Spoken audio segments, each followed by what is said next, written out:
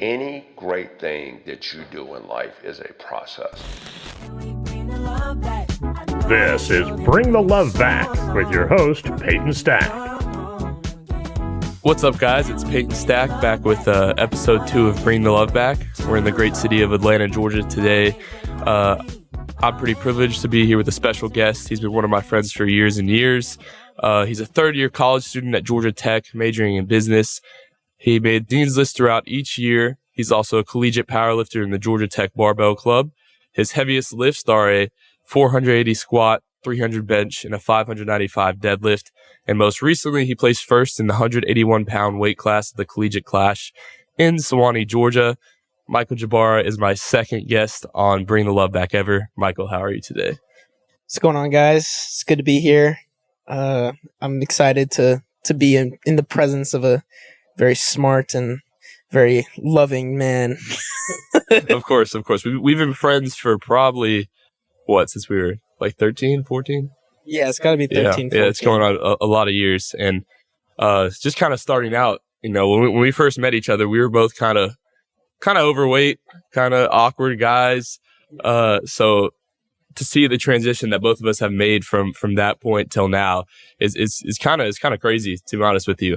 And for you, Michael, when we met in middle school and then we got closer and friends in 8th grade, one thing that really changed about both of us and you specifically is appearance of how we look today. I'll throw a few pictures up on the screen for everyone at home to see that change, but I want to start from that beginning journey and kind of work chronologically through how you've ended up where you are. So how would you describe yourself when you were growing up? I would say growing up, I think I was a very naive, very innocent guy. And, I have very loving parents and I love them so much. They're the greatest and I'm very blessed with a great household. And, but I think that going into the world and not really having a perspective on like how brutal it can be and how people are and how crappy it can be, but I think that throughout the way I learned and, you adapt and you figure it out. And I think it's good to grow, For sure. But I've had a lot of people help me along the way. Like there's no way I would be the same person if I didn't have the people that I had around me. I think that it would never be the same. No way. Yeah. I would probably be the worst person if I didn't have a great support system. Yeah. So you brought up family. That's a really important thing. How do you think you developing as a young kid or when you were a teen, how do you think your dad and your mom helped you along the way? I think that my dad was always led a good example. I think I get a lot of my humor from him. But I think that he worked very hard. He's always tried to do his best to be as loving as possible while providing for us and just trying to give us the best lives. And he's done that, and he's always given me the best. He's given me everything, honestly. I literally could not ask for anything more from him. And my mom, especially, my mom was kind of like my therapist and life coach growing up, if anything. I of course had Miss Tyra, but my mom has always been there to really help me talk things out and to just try to always encourage me to keep pushing and to always encourage me to be the best person I can be and to just always try my best. And she never asked me to go to tech. She never asked me to do it. She just wanted me to have a good life. I did a lot of the things that I've done in my life were because I set out to do it, but my parents were always the one telling me to go and find it, right? To always try and figure out what I want to do. They never forced anything on me. They never told me that I needed to do anything. Besides just try and get good grades and try and maybe find a job or something. But they always supported me with everything I tried to do. Yeah. So you brought up Miss Tyra, which we'll probably touch on a little bit later. I know you have an older brother. His name's James. Right. Keeping with the family theme, how do you feel like James kind of impacted you growing up? Well, James is like, I mean, we used to hate each other, like hate each other. Like he used to bully me like when we were kids, but that's natural. If anything, I needed it, right? I needed that, somebody to just be very real with me. And to show me that side of the world, and as we grew older, like once we got to like high school, I think we, would drive to school together. So we would just be forced to be in each other's presence. And the more we hung out with each other, the more we, would find each other's music taste great. And, we just kind of realized we were kind of the same person in different fonts, and then, we just kind of just became like, he's like one of my best friends, right? He's my brother. Like, of course I gotta love him, but like, I think that, we've been living together forever, for like all of college and, and all of our lives really, but like, we chose to do this and it's been great. Always been, we've had rough patches or whatever, but it's like not in the way that's like, we've always been there for each other and, it's been great. And he was a great part of, my high school experience. Like, I think my first 2 years, like, I don't think I would have had any friends in school if it wasn't for him. Like, I was friends with his friends. And granted, like, I was never like really a part of their, I was a part of the group eventually, I think. But, for a while I was just kind of James's brother, and I was still like very young. But I feel like as I got older, I got closer with them and I'm still good friends with all of the friends we had. Or at least some of the closer friends that we've had back then. And love those guys. Landry, Ashley. Love those guys. He was a pivotal part of my first few years at college. In high school. And at least that friend group. And then as they left that year, especially my junior year was probably like worst year of my life. But we could talk about that in a little bit too. I kind of want to just point out that it's kind of beautiful how some brotherly like relationships blossom later when they're older, especially when you have a little bit of an age gap between certain brothers. So like for me personally, me and my brother were 11 years apart. You and James are what, 3, 4? 2. Or 2, okay. And I know a couple other, off the top of my head, I can name a few other people that have a similar situation where when you're younger, sometimes you butt heads, or it's kind of that older brother's job to kind of like give you tough skin a little bit. Right. But it's kind of beautiful. Once you get older, you kind of come around and realize how much you guys like love each other and how impactful you guys are in each other's lives. But kind of going forward, there's a part 1 and part 2 to this question. So we'll discuss first part 1 first. What do you think your self-esteem was like when you were younger, and what affected it the most? I think that I really didn't even have like the ego for a while. I hit puberty very late too. So, I didn't really have like a developed, like, thinking of how great I was or how, comparatively I was. I just thought I was just always loved by my parents. And, going into like middle school, especially, I was very naive. Right. So that made me like, very not really understanding of, and how people will try and be better than you or try and show themselves differently to you, or like you are trying to be. I was always just myself, like forever. At least when I was a kid. So until like I got rejected for the first time, or, I got like a little bit bullied for the first time in school, like that, it didn't even hit me. Like I didn't even understand it. Like I was just like, oh, okay, this guy's just saying these things, and I didn't care. I was just like, whatever, But eventually it happens again and again, and you're like, that kind of hurt, And that builds, over time, especially when you're young. So I think that when I was younger, it didn't really occur to me. But as I got older, I think around like 8th grade, I think around the time we met, actually, like that time was the time where I was like making a pivot in like my mindset and how I thought of things, like especially like my freshman year of high school. Like that's when things started to click a little bit more in terms of like, okay, I have a perception of myself that's like not great. It's like I'm starting to think that, like maybe people, or maybe I'm not as great as other people, or maybe I'm like, those anxiety starts picking up more and more in terms of my social life. I think that a lot of my anxiety was pointed towards school, You know, a lot of the time I was just focused on my grades because all I wanted to do was go to tech. Like since I was in maybe like 4th grade, I was like, that's where I'm going. I'm going to be an engineer and I'm going to tech. I do business now, by the way. That's all of the different discussion. But that was like my entire life goal, right? Yeah. And I just set out to do that, and it was just to go back to what you said earlier when you were discussing how you kind of faced some times where maybe you got made fun of or just different things that affected your self-esteem, right? At the time, did you have any sort of outlet to kind of blow those things off or be able to handle those things behind the scenes? You know, I think that hanging out with you guys, dude. I honestly think like, and you know, I took our friendship for granted, but the more I look back, the more I realize that hanging out with all of us was my like let go, right? To like just let go a little bit. I thought it was tennis originally. I thought it was tennis, but in reality, I don't think I enjoyed tennis. I think I enjoyed hanging out with you guys, right?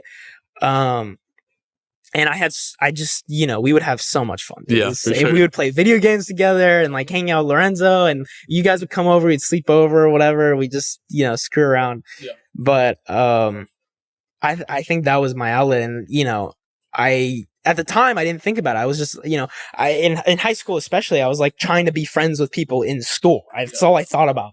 And I was like, cause you know, that's the self-esteem thing that was like, you know, why don't these people like me? You know, why don't these people, you know, think of me a certain way? And why can't I be a part of the cool crowd or whatever? Like, cause like tennis in high school was like not the cool sport to be in, to be honest. But, and you know, I think I was like relatively pretty good at the time. But I didn't really think about the relationships that we had, you know, but I would have so much fun, dude. And the more time went by, the more I was in college, I was like, damn, dude, those days were so good. Cause like you go into the real world, man, and you're like, oh wow, it's really like you have to force yourself to go out and do things, you know, like to go and try and find new people and stuff. Like, I think that I was blessed with you guys. Like I didn't even try to find you guys, you know what I mean? And it just happened. Yeah, it just kind of goes to show the importance of like a tight friend group and how that kind of changes your outlook on life. Kind of bringing things back towards some more topics regarding bringing the love back and relationships, specifically kind of romantically. The part 2 of that question that we were discussing the past couple minutes is, what did you feel like your relationship with women and specifically was like when you were younger? You know, I always had like my crushes in like middle school or whatever, and like and elementary school, but I never went. I was always nervous, you know, I was always scared. And I think that was a little bit of the self-esteem part where I was like, you know, I've already had so much love. Like, imagine if I got rejected, like that would suck. Like that would kill me. So, I think that the first time I ever actually asked out a girl was like in 8th grade, or no. What was it? Yeah, it was in 8th grade. And I asked a girl to dance. And actually, no. I didn't even, you know, I did ask her eventually, but my friend asked her for me. And, you know, the typical middle school thing is like the friend is like, do you like him? And I was like, and then she said, yeah, no, I would go to the dance with him or something. And then I was like, yeah, no, I'll go. And then, yeah, that didn't end up going well. She eventually just was like, yeah, no, I felt bad for him. So I said yes, which, I mean, in reality, I get it. You know, like, I guess when you're in middle school, like when you're that young, you don't think about the empathy part. You don't think about that. You don't think about how the other person might be, you know, or might see that or might, you know, find out about it or something, you know, and I don't regret it at all. Like I think that was a great learning experience for me to just see what the real world is like, you know, because I think I was just spoiled like forever, you know, like I didn't have those like really real moments. The only thing the worst thing that I think that's happened to me from that moment was like getting a bad grade, you know, like I think that was the worst thing that's ever happened to me at that point. So that was just a really good eye opener to like what the world is really like, you know, and how people are really like. And yeah, I don't think I had the best friends in school at that time either. I think I was taking a lot of advantage, or I think people took a lot of the advantage of me for like, schoolwork and whatever, and like trying to help them and. Oh, wait, my bad. No, you're good. You're good. You talked a lot about empathy, right? Which is something I kind of want to focus on for a minute. It's interesting to see, like, when you transition through childhood, adolescence, adulthood, all that. Obviously, when you're going through adolescence and middle school, you only have you to worry about. So you don't really think about the empathy part of others, which is interesting. Once you get older, especially into young adulthood a little bit, but more into middle-aged adulthood, maybe even older, you have more kind of factors put in the situation, whether it's children, a house, job, different things you got to hold down. So I think that was an interesting comment you made there regarding empathy. So we've done a brief kind of overview of what your upbringing looked like, which was great. I think it really set the tone kind of going forward. When we look a little bit at your high school years and how they affected your development, last episode we talked to Lewis Preston about COVID and how the whole COVID era, that whole time, really impacted him and his development as a person. So for you, how do you think the COVID pandemic affected people in a positive way, specifically kind of your situation? Again, it was like one of the worst times that we've seen in 100 years, right? It's like it was horrible, but unfortunately, I found the best in it, right? I was fortunate to have a very stable financial situation at home. Yeah. And, and all of my friends were also like pretty financially stable, right? In a sense. And we were all able to just kind of hang out and kind of do and spend more time with each other, just have a blast, and at that moment, it was a very pivotal part of my life where I was kind of at a very rock bottom, right? Yeah. Where I was overweight. I was very overweight. I was borderline. I think I was borderline obese at that point. I was what was I gonna say? I was got rejected by multiple girls at that point, right? So and my friends, or not my friends, but the people at the school that I was trying to be friends with, the year before that, they, it was a whole thing, but I was trying to be in their homecoming group, and they were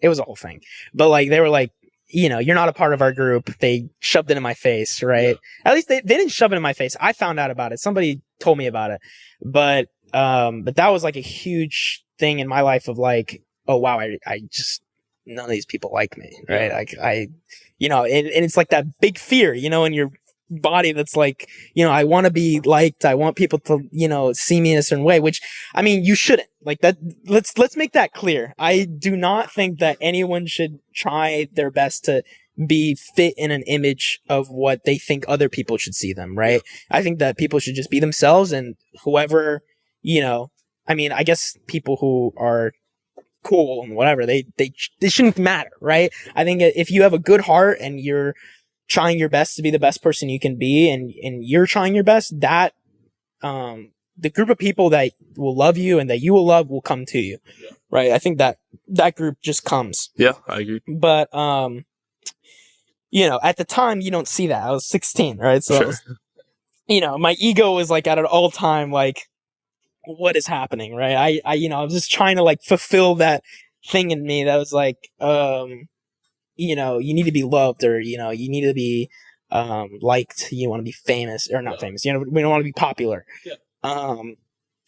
But again, so that was that fear of wanting people to like me and figuring out they don't. Which in reality, there were a bunch of different people that I think were a lot cooler in high school that I was acquaintance with, and kind of especially I had a couple friends that I also took for granted in high school that I always hung out with. Shout out to Shiv and Basile. There's no way you guys maybe in the future when this is a famous podcast you guys see this, but eventually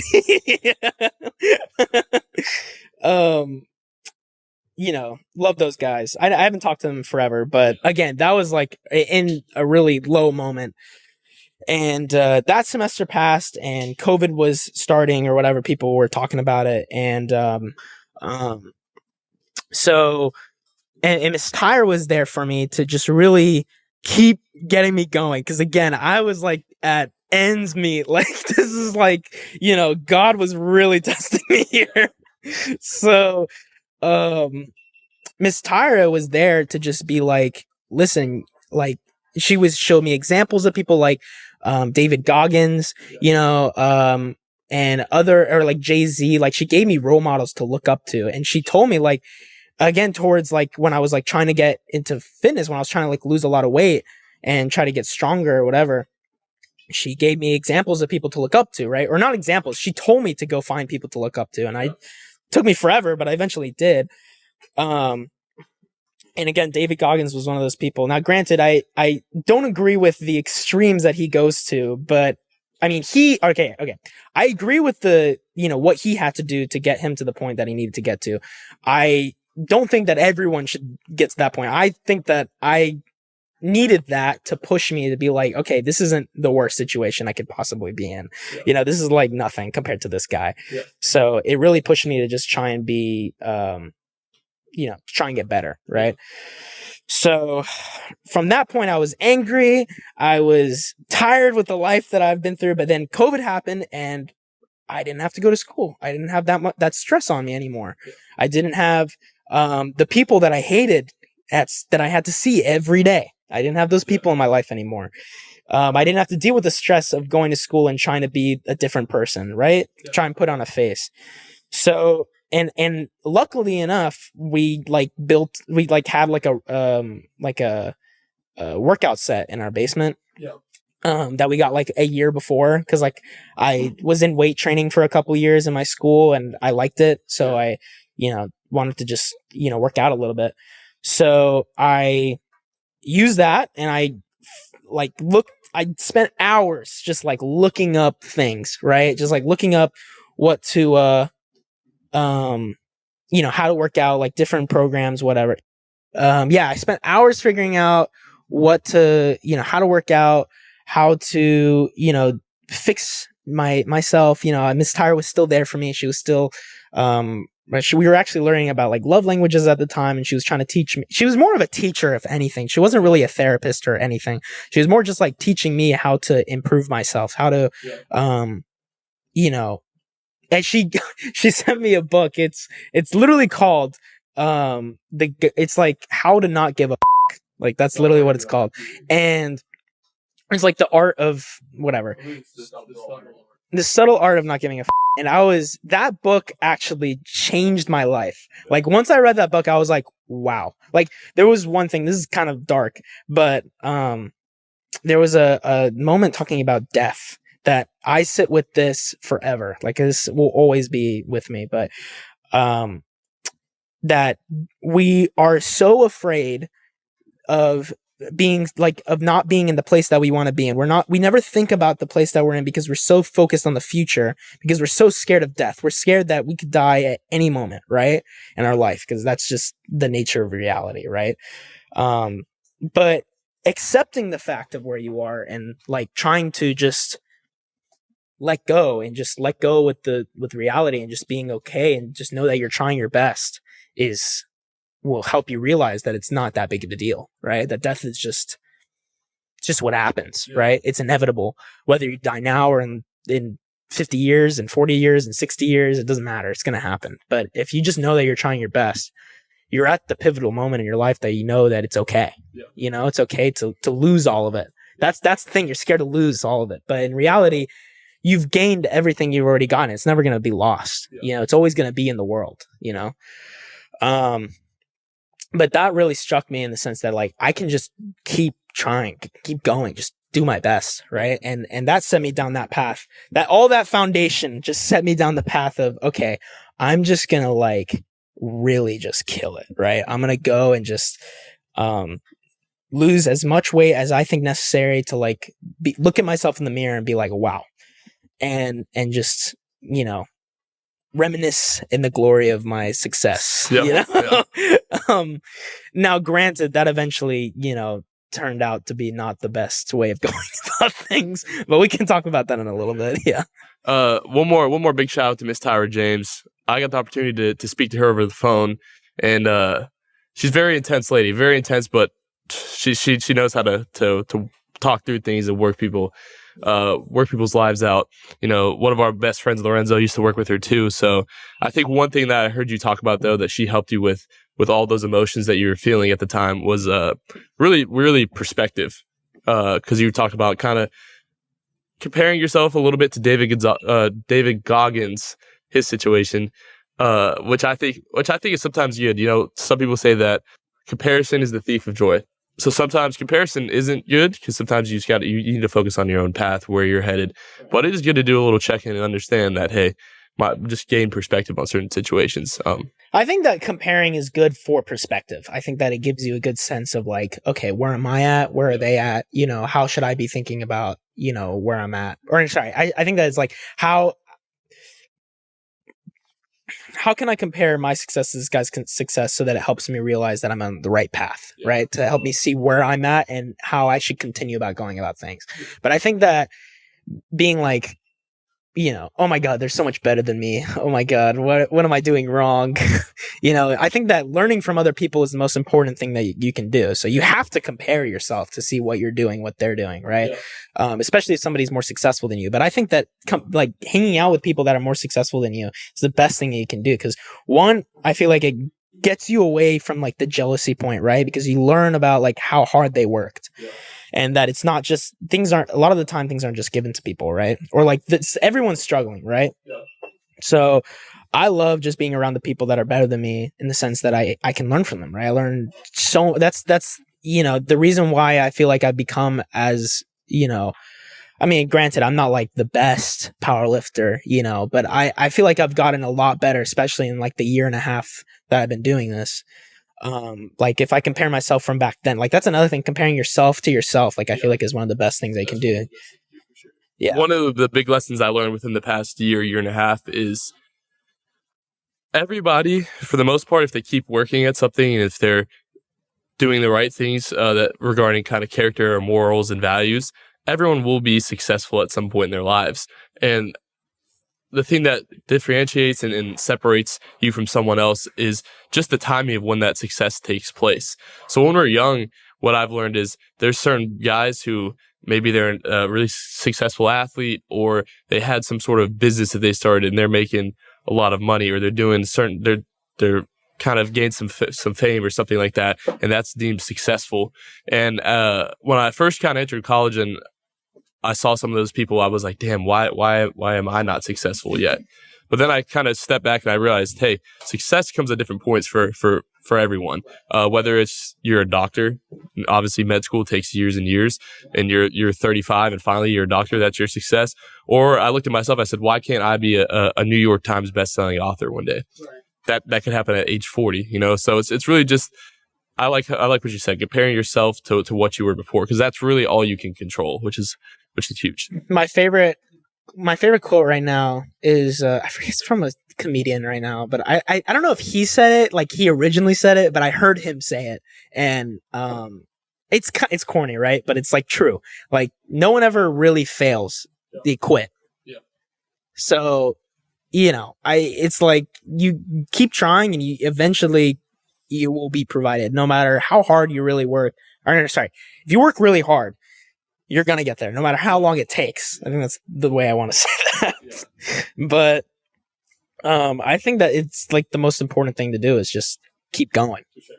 Right? Yeah. You're always going to get there. Yeah. Well, I love the insight you provided regarding kind of just your upbringing in the high school, little in the college. We're going to take a quick ad break, hear from some of our sponsors, and we'll get more into kind of like collegiate and powerlifting right now. Hi, this is Chaz Adamson. I'm the Director of Human Performance and Applied Sports Science at Athlete IQ in Kennesaw, Georgia. Our goal is to give you the best body so you can live your best life. Simply put, we are here to help you feel better, move better, and perform better. Please come visit us at athleteiq.com.co for more information. Thank you. This is Lewis Preston, co-founder of Athletes to Leaders. We're an organization empowering youth to pro athletes and cultivating lifelong physical, emotional, and financial stability so they can positively impact society. If you want to learn more, you can go to Twitter or Instagram at athletes, 2, leaders, LEADRS. Or you can reach me directly at 678-477-8027. Look forward to talking to you soon. Now, Michael, moving more into your college years, but still focusing on your the past few years, you chose to study at Georgia Tech. Great school. I thought about going there. Didn't get in, though, so we won't talk about that. It can be hard, though. It's a big city, the city of Atlanta. There's a lot of people. I'm not sure the exact statistic. I could probably get that for you, but I don't have it right now. But I know me personally that when I first got to the University of Georgia, it was a little hard to adapt and make that change. And one thing that really tested me in those times was my own self-identity. And you were already into weightlifting coming into college. But how do you think joining GT Barbell Club affected your self-identity? Well, now, I mean, it's like a lot of my identity now, I have to say, because like I spend my entire life doing this now, and I think that's going to be my life for another 10 years minimum, right? So going into college, I had my brother, I had some family, so I wasn't really too worried about like trying to make a lot of friends. I thought I was going to join a fraternity, and I ended up rushing. I didn't like it. And so I was like, all right, let me just go find a job, right? Yeah. So I started working at this place, at this Italian restaurant. Shout out 246, best Italian. 246 in Decatur, dude. It's awesome. But started working there. I love the people there. Don't get me wrong. It was really hard for me though, because it was my first semester, and I'd go on the weekends, and I didn't have a lot of time to myself. I would just go to school the entire week, and I was engineering at the time, so the workload was it was a lot. It was hard. Yeah. So I kind of just spent my entire life I would work out in the mornings, like at 6 a.m., go to school, do work until like midnight, right? And then wake up, do it again, right? And it was brutal, man. Like it was a lot of work, and I would have maybe Friday night to like go out with my friends and have a good time, and or like maybe go to UGA or something like that. But then I'd come back on Saturday, do homework, and then go to work, and then I'd work, and then wake up, do more homework, go to work, and it was just constant like grind.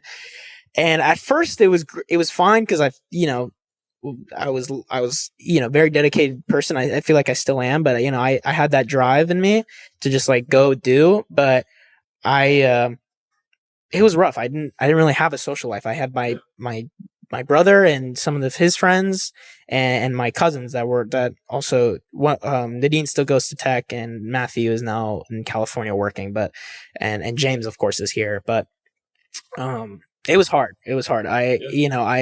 And that also put me into a new low too, because like again, not having friends was kind of a brutal thing that I was still trying to figure out, right? Of like trying to find my crowd in college, and being in the city, it was hard. It's lonely. But I had the people at my work, which were really funny, but again, they weren't like close friends. It was just me going there, and I would have fun with them, but again, I had a job to do. So and then I got depressed. I started taking medication for it because I knew anxiety was always going to be there. So I was like, let me try medications, right? That didn't work out very well, but I needed to find a group right after I ended up quitting that November of that semester. And it was hard. I was like, okay, now that I'm done with this, I need to go find something else to do, right? And from God's grace, it's like everything is meant to be, right? I was working out with my cousin's friend, and out of nowhere, this guy comes up to me, and he's like, his name is Jake, and he came up to me and he's like, yo, dude, you're lifting some heavy weight, dude. You should join barbell. And I was like, oh my God, that's what I've been looking for this entire time. No way. It's like the fitness club attack, right? So I was like, no way, dude. So I ended up joining like that day instantly. I was like, I need this group of people. And I remember going to like the first dinner. It was so awkward, but at least for me, it was awkward, but they were just friends, you know? So, and I'm still very close. I know my friend Jay, like we're all really close friends still. Yeah. But Jake was the president at the time, and he's in Seattle now. Yeah. But again, I met some of my some very close friends that I will know forever because of that day. That's awesome. And then I think that February I was dragged to a powerlifting competition, and I went there. I wasn't expecting much, but I go there and I instantly fall in love. Yeah. I was like, I'm going to do this and I'm going to be amazing at it. Like, this is what I'm doing now. Yeah. And ever since then, I've been obsessed. Yeah. That's awesome. So, but then, again, like I was still taking that medication at the time, which was honestly great. Like, I think that time was, it helped me to realize what happiness felt like. Helped me to realize like that perspective of like, oh wow, things aren't really that bad, Yeah. And you can just kind of love yourself. Problem is that I couldn't be sad. Yeah. Like I would watch a sad movie and I'd be like, okay, like still things are still great. Yeah. That I think was inputting like a lot of naiveness too. Sure. Which I guess just goes to show like balance is necessary, right? So, and then I got off of it, and then I think that I always remember that time and how that felt. And I think it was still very important for me, to learn that. But again, like after that, like I learned a lot about myself that semester too, about getting into powerlifting, and I had like my first peak. I didn't compete until that. From that February, I think I competed in October. February 2022? 2022, yeah. February 2022, I competed that October of 2022 for the first time. And then my goal was to go to Collegiate Nationals. Like that, I was set on that. And I didn't make it that first competition, but then I did the states competition, which was funny enough a year for when I started powerlifting, because I went to the states competition. That was when I fell in love with it. Yeah. The states competition that I competed at, I qualified for Collegiate Nationals, which was just like such a crazy feeling, right? Yeah. To just, it was very impactful for me. And, it was crazy too, because I got my last my last deadlift was like it was like a 30-pound PR, and there was no way I was supposed to get this, right? But then, I was able to get it with enough caffeine and smelling salts. But, and that was just like, I think that was one of the best days I've ever had, ever. Yeah. Like by far, that moment was unlike anything I've ever experienced before. It was just like electricity, and the things just when things just kind of click, it's just like no other feeling, Yeah. Sure. And I think that day will drive me like forever. Yeah, I agree.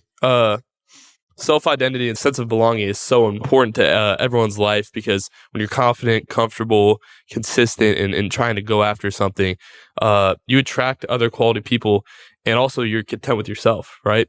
How do you think prioritizing health and fitness for you has changed your outlook on love? I mean, I think that it's, it comes down to loving yourself, right? I think that health is, or trying to be the best person you can be, and trying to be healthy and trying to be strong, or whatever that means for you. Or just honestly just trying to feel good. Like it feels good to be healthy, right? To eat well and whatever. So I think that if you do that, you're setting yourself up to just start, respecting yourself, respecting your body, respecting like how you do things. Right. Sure. And once you do that, that just goes towards other people, right? Your friends, your family, it's just understanding that, we're all people, right? And that we're all just trying to feel good. We're all trying to be happy. Yeah. We're trying to do what's best for ourselves and others, and who we love. So I think the, first step in loving anybody, I mean, it's, again, cliche. It's corny, but at the end of the day, these corny things, they mean something, right? Yeah. So like, doing that just, helps set a foundation for your relationships with yourself and others, Okay. Now for you, in more of a romantic sense with people for you personally, it'd be the opposite sex, right? For women, do you feel like you, in the future going forward, since you've prioritized health and fitness so much, that you need someone who matches that? I think so. I honestly, I don't know. I feel like I think that if I find somebody, that I think complements the way that my drive, I think that's really what I look for. I don't think, because I feel like everyone learns from each other. So if some person, or some girl one day that I might meet, that could be like a soulmate or whatever, I feel like, putting those, prioritizing those little things, like she has to go to the gym, she has to do this, she has to do whatever. It's just such a, well, unrealistic. It's unrealistic because, it's all about personality. You know what I mean? It's all about, drive or whatever.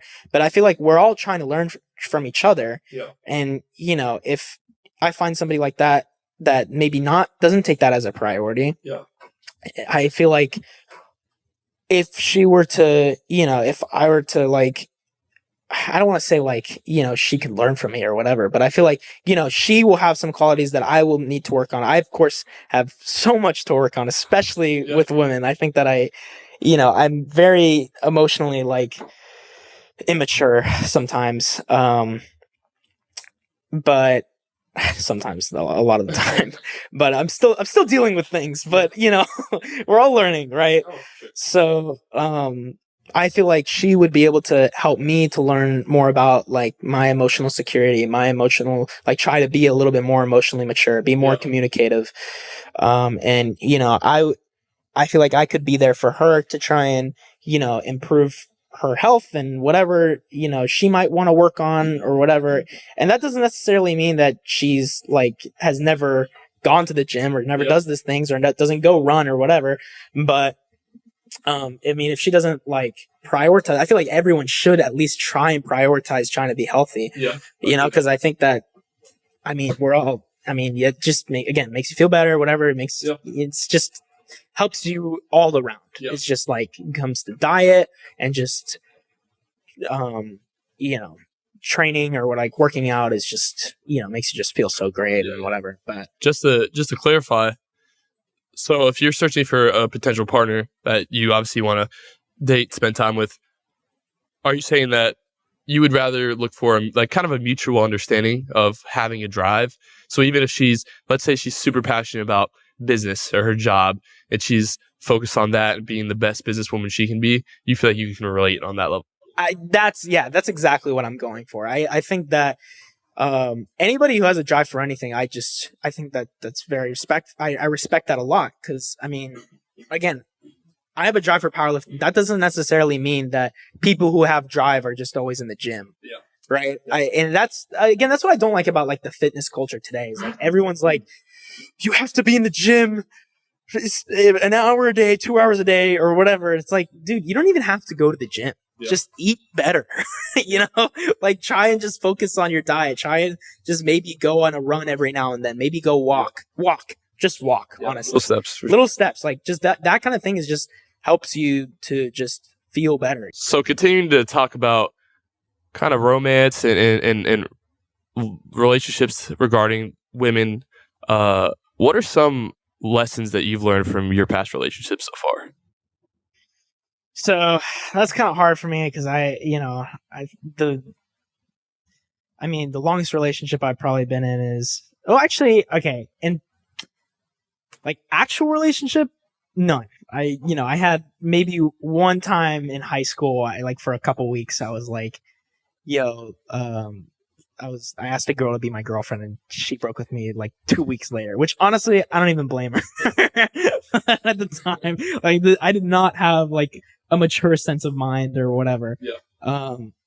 For later reasons, when I figure out why she broke up with me, it was a little why? But anyways, that's whatever. It doesn't matter. It really doesn't matter anymore. Michael Gebara is my second guest on Bring the Love Back Ever. It's Michael, almost how embarrassing are you how much What's going on, guys? It's good to be here. But I'm excited to to be in the presence of a in the very past smart few years, it's very been a lot loving of, man. just like things, Of course. We've been friends for probably and a lot of the things that I've learned is like just 13, 14. Yeah, honestly, I've learned a lot more about going on myself a lot of than I years, have about and, relationships in general. Just kind of starting out, just like you know, how I when we handle first certain met each other, we were both situations. kind of overweight, kind I of know that I awkward have guys. like a lot of major like So commitment issues. to see the 'cause transition that both of us have made from that point till now, is kind of crazy, to be honest with you. And I think that and for you, Michael, always makes me when we make met bad in middle school and then we got decisions closer in and terms of, like, how I friends in handle 8th certain grade, situations, one like, thing that really changed about and I've had this happen a both few of us times and where, you specifically I'll meet is a girl appearance of how we look today. we'll really like each other, and then I'll throw a either few pictures up on the I screen go for for like everyone a at home to month, see or that she change, goes for but a month, I or want to she's start from going that like beginning for a very journey long and time kind or of work whatever. That's happened to me a few chronologically through times. how you've ended up where you are. So and that hurts, how would you but describe I never yourself when you were handled the growing up? situation appropriately at all. I would say I always growing either, up, like, I think I was try and push very her away, naive, or like very I try innocent and guy, like, I have and you know very what? It's loving nice parents, because and this is what I I'm love learning them so is much. this. They're This is what the I do, greatest, and this is what I have to try and I'm very avoid from now blessed on.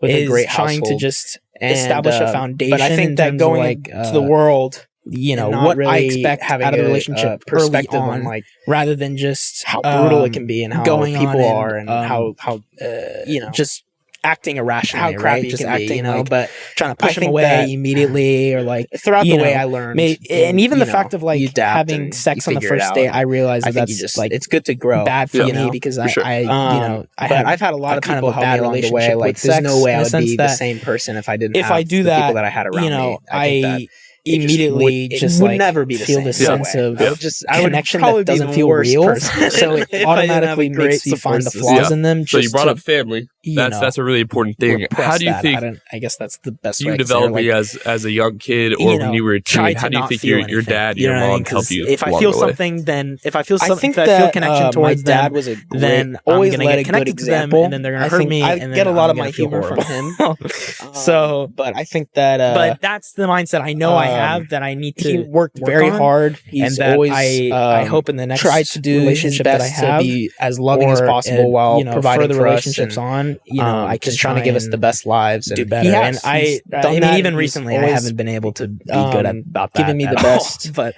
he's giving me I want to try and honestly, fix that. I literally and could I not have to, ask for anything more. keep from trying him. And to just be better.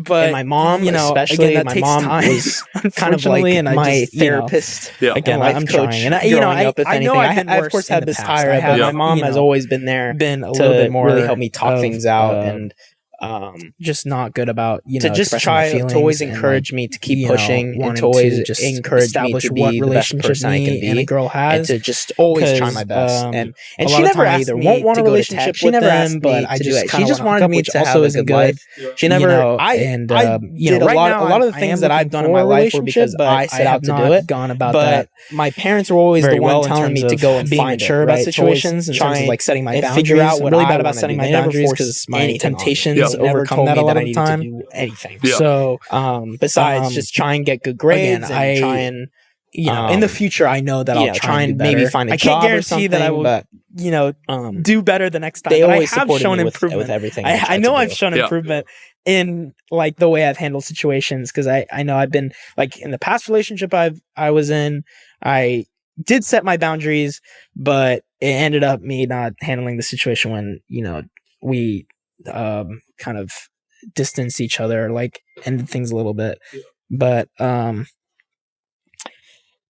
yeah, no, I think that I could handle situations a lot better than I. Yeah, that's interesting.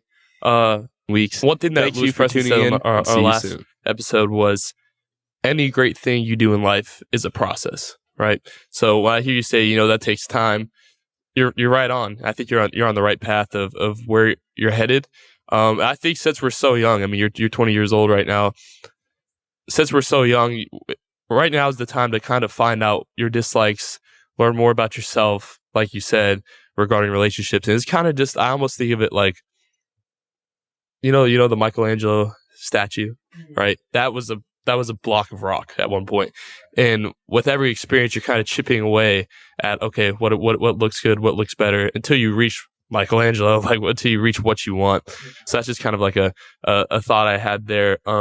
Kind of continuing with the talks about your relationships, all that. I want to touch a little bit more on social media because that's a huge thing in the world today. I know you have a fitness page. Go follow. It's Big Mike Fitness. Yeah, that's Big Mike Fitness. Fitness is spelled fit and then NSS. NSS. Yep. For you personally, how do you think social media has affected dating, including using apps like Tinder? In terms of like my Instagram, I mean, I've met a couple girls on there before. And I think it's a good way. I feel bad for girls because like there are a lot of creepy dudes out there, and there's a lot of easy access to just DM and be creepy and be threatening, and that's can't imagine that. That's got to be scary, and but again, like I feel like for girls, I think it's good to just for them to reach out for people they might be interested in, because I feel like a lot of the time, dudes are always on the prowl, and it's like disgusting. Yeah. It's disgusting. And and so I don't really like that aspect of Instagram and stuff, but I think it's good for connecting. Yeah. I think it's good for people, you have that's one of the girls that I met in the past. Like I DM'd her because she was a friend of a friend. So I reached out to her that way, and it was not creepy because I mean, at least I like we had a mutual understanding that it wasn't, and we later talked about that. Yeah. And that we kind of knew each other through other people, so we knew it wasn't weird. Yeah. But like random dudes doing that, it's like, dude, come on. At least if you are being creepy about it. In terms of Tinder and like Bumble and whatever, I think Tinder is just a bad place. Yeah. Just is not good for either party, for anybody. I just think it's not good to intentionally go out there and just be like, I'm gonna hook up with somebody, right? And I think that just kind of ruins the relationship of what sex actually is, right? And I think that it can like really like I guess like ruin love in that sense, ruin making love, because you start to lose that connection with a person once you start doing that more and more. All right, Michael. Well, this has been a great conversation this afternoon. We could probably go on for 2 more hours with a bunch of different topics. First, I want to congratulate you on winning your meet a couple of months ago. That's a huge accomplishment. Thank you. Yeah, of course. But what are some of your goals for the near future? Right now, I'm trying to at Collegiate Nationals, I'm trying to qualify for Raw Nationals. Right now it's looking, I don't know how far I'm going to get. I'm, knock on wood, I'll be able to qualify. Yeah. It's a big jump, but I think that I think that it's possible. But I want to qualify for Raw Nationals. Raw Nationals is the competition where I guess it would be juniors for me, but it's the junior competition that will, kind of get me into the world of like competing against pros. Yeah. And now granted, I will not be able to nearly compete with them, but putting myself in that ring, I feel like is a step in the right direction, right?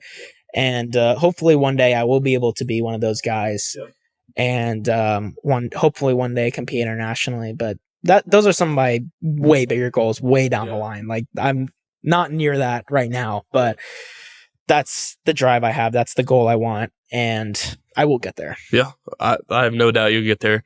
That's all awesome. I'm super excited to see where you're headed. Now, just to finish up before we go, we're going to do 5 get to know you questions, just kind of fire them off. So my first one is favorite album. Late Registration, Kanye West. I'm sorry, guys. He sucks. He's a bad person, okay? But you know what? His music is amazing. Next one, number 2, is favorite post-lift meal. Pizza. Okay. Like pepperoni. Okay. I like that. Now, third one is go-to date activity. Probably just getting food. Fourth is a book you recommend to others. The Subtle Art of Not Giving a F***. That book I feel like is like life-changing. Last one, I know we shouted it out before, but can we get one more shout out to your social media page? Go check out Big Mike Fitness. That's Big Mike and then Fit and then NSS. With that being said, Mike, thank you so much for joining us. I'm glad we could have you on this. This is the end of episode 2 of Bring the Love Back. Look out for more blog posts, lessons, and social media posts in the upcoming weeks. Thanks you for tuning in, and see you soon.